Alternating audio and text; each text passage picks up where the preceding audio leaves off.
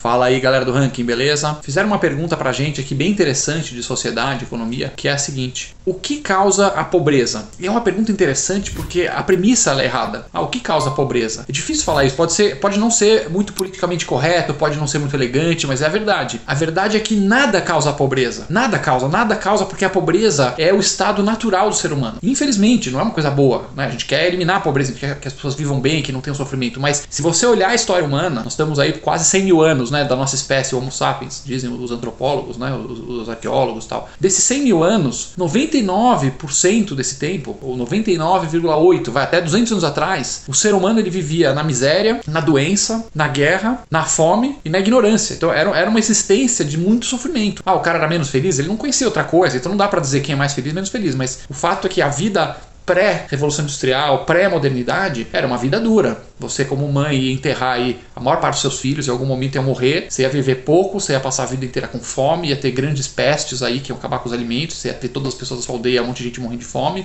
muita invasão, muita guerra, muita violência. Existe um mito aí dos progressistas que tem essa coisa de, para poder criticar o mundo de hoje, então o cara vai meio que endeusar a sociedade primitiva, então vai acabar endeusando o índio, né? E não tem nada a ser contra índio, né? O índio tem que ser defendido, protegido, mas não adianta nada a gente sair endeusando, né, essas sociedades primitivas por dois motivos. Primeiro, porque um retorno, né, à economia primitiva, à economia de subsistência, de coleta, implicaria necessariamente morrer de fome a maior parte da população mundial, porque sem as técnicas modernas, né, o agronegócio, os tratores, o fertilizante, as grandes fazendas, a grande cadeia de produção, sem esse mundo moderno a gente não consegue alimentar os 8 bilhões de pessoas. Então, você como um cara que, não, vamos voltar para a tribo, que era lindo, e os índios, você vai ter que se voluntariar talvez para morrer primeiro, porque não tem como alimentar todo mundo. E o segundo motivo é que simplesmente não é verdade você enxergar a sociedade primitiva como uma sociedade, nossa, era ecológica, era amigo da natureza, era pacífico. Não, isso é muito documentado pelos arqueólogos, né? Tem um livro, por exemplo, do Jared Diamond, ele estuda índice de assassinato em comunidade de índio da Nova Guiné e os índios da América do Sul.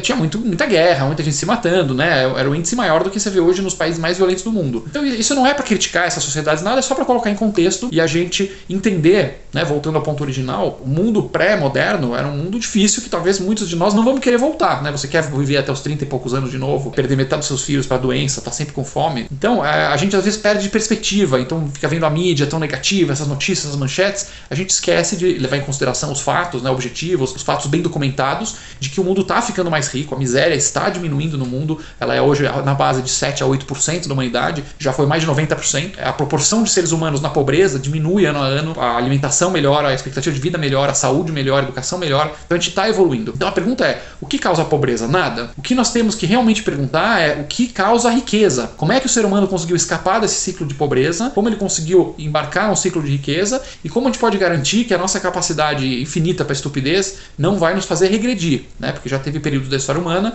em que as pessoas regrediram. Tem sociedades inteiras que entraram em colapso e morreu todo mundo de fome, né? Existem ilhas no Pacífico, por exemplo, que você tinha ser humano lá, tribos tradicionais e tal, e os caras literalmente queimaram todas as árvores, mataram todos os bichos e morreram de fome, né? Isso está bem documentado num outro livro do antropólogo chamado Colapso, né? Como as sociedades desaparecem e tal. Então, voltando ao ponto central, o que causa prosperidade? Tem vários mitos sobre isso, né? De clima, de raça, tudo besteira, mas já se sabe que tem um tripé de coisas que a gente tem que apostar nossas fichas. Instituições fortes, não acreditar em salvador da pátria, não ficar endeusando o político, você confiar e fortalecer as instituições democráticas num país. Às vezes a gente fica aqui no Brasil com essa tendência autoritária, não, porque se vier um cara do bem, vai pegar os tanques e aí vai acabar com essa bandalheira. Isso é tudo balela. Não existe nenhum país rico no mundo, tá, pessoal? Os países realmente desenvolvidos, todos são democráticos, todos são democracia. Então você tem instituições democráticas fortes, um povo que vive, né, na mente e no coração a democracia, é muito importante. Segundo ponto, investimento, claro, na educação de base, na educação profissionalizante, investir nas crianças, é um ponto do tripé. E por fim, o livre mercado, a liberdade econômica, né, você facilitar os empreendedores que querem investir, arriscar, produzir, né, no país, é fundamental para um país ser próspero, que é um pouco a contramão do que a gente faz aqui no Brasil, né, que tem político aí dando canetada, cagando regra, querendo controlar nos detalhes e infernizar as pessoas que estão produzindo riqueza. A gente tem que ir na direção